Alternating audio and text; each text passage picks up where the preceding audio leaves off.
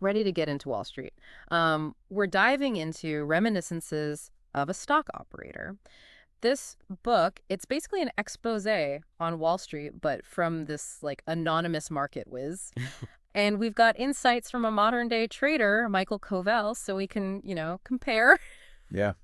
It's crazy how relevant this book still is, over 100 years later, Yeah, talking about markets. totally. And get this. Our anonymous author, he doesn't start out at a fancy Wall Street firm. This is a teenager cleaning up at these early trading dens, bucket shops, 14 years old, and he's already obsessed with the stock ticker. Like it's like his own language. It's more than just a fascination. I mean, this tape, that's what they called it, right? It becomes like his whole trading philosophy, understanding that price action, raw market data. Covell still emphasizes this today, which is really interesting. Okay, so for those of us who don't speak ticker tape, what does that even mean? So think of it like this. Instead of getting caught up in the news, the rumors, whatever, you're just focused on how the price is actually moving. Interesting. It's like today, if you're analyzing social media sentiment, are people actually using that new product that everyone's talking about, or are they just hyping it?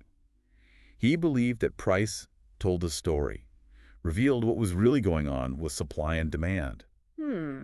So he goes from like conquering these bucket shops to the real deal. Was it smooth sailing from there?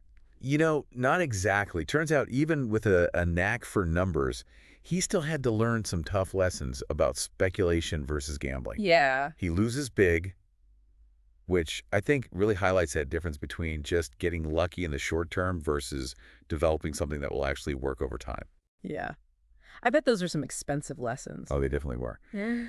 He has this one story. He loses a huge chunk of his winnings just because he listened to a friend's opinion instead of trusting his gut. Oh, no. Can you imagine working so hard, having that instinct, and then somebody else's doubts just totally derail you? Yeah. A good reminder for all of us. Trust your analysis, especially when you put in the work. It really is easy to get swayed by other people, especially with something like the market. It's so unpredictable. Right. Speaking of trusting your gut, there's that story with the deacon, right? Oh, yeah. The deacon, that's a classic. Yeah. So imagine you get this incredible inside tip, right? Yeah. Even our anonymous author, he vouches for this guy. But, and here's the thing, the deacon, he sees the market going against this sure thing. He goes against the inside information. Yeah. He trusts what he's seen on the tape, the price action, more than this, like hot tip. Wow. And guess what? It was the right call. Oh, wow. He makes a killing because he didn't let this story, this narrative get in his head. And this whole sticking to your analysis thing, that's something that Covel talks about a lot too. Interesting. How does that work in today's market? Because it's not like we all have these old ticker tapes lying around. Right. Well, the tools might be different now, but the principle's the same.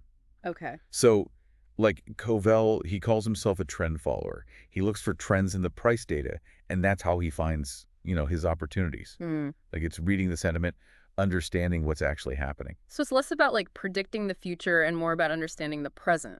Exactly. What's the market telling you right now? But, it's not always just about the numbers. Right.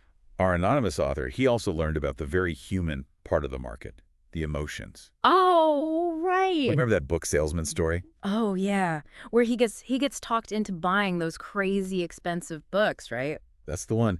He lets his ego make a totally irrational decision. Classic. It just shows you, even the smartest people can fall prey to their emotions, when things get heated. Yeah, it's like impulse buys. You get caught up in the moment and forget, your budget, except instead of shoes or whatever, it's stocks. And the stakes are way higher. Yeah, and that's just one example. There's another story. This trader, Bob Keown, gets obsessed with buying this extravagant sable coat for his wife. Oh. And he ends up risking way too much in the market just so he can afford it. Oh, man. So it's like that fear of missing out, that need to, keep up appearances.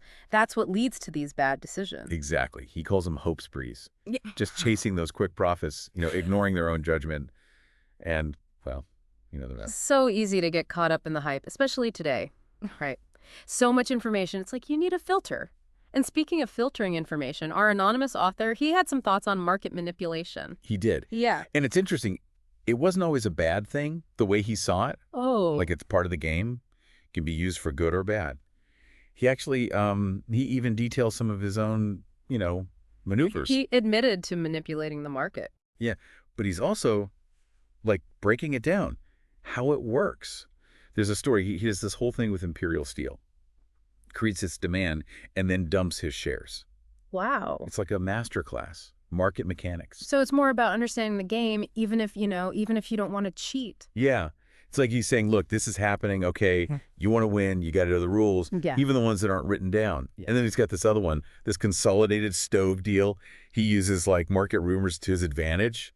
A little more subtle. So the theme here, it's all about awareness. Right. The information, the people, the emotions, like everything. Yeah, absolutely. Cool. And that awareness, it's so important. Any market, stocks, real estate, even your career, right? Right. Covel, he talks about this as risk management. Okay. Not about avoiding loss, because that's impossible, right? Minimize your downside. Maximize the potential upside. Okay, so how do we actually use all this? I mean, we're not, Wall Street hotshots. It's about thinking for yourself, like we've been talking about. Do your research, don't follow the crowd, and this is key. Trust your gut, but verify. Even our author, all that experience, he still made mistakes. He even says, flat out, no one can beat the market all the time. But he learned, adapted, kept going. So it's not about being perfect. It's more about being, like, resilient. Exactly. Learn and grow. Yeah, and sometimes the best skill is knowing what to just, like, ignore. There's so much coming at us all the time. It's like you got to filter out the noise and just focus on, what's important. A signal, Yeah. not the noise. So we've done our deep dive here, Reminiscences of a Stock Operator. Big takeaway: be informed, be critical, be adaptable. Couldn't have put it better myself. Understand, markets, they're complex. Logic and emotion. And remember, that journey, trying to understand those systems, that's where you really learn. This was incredible, and I hope everyone listening feels ready to, handle their own investments, their life in general, a little more aware, a lot more confident. And until next time, happy diving.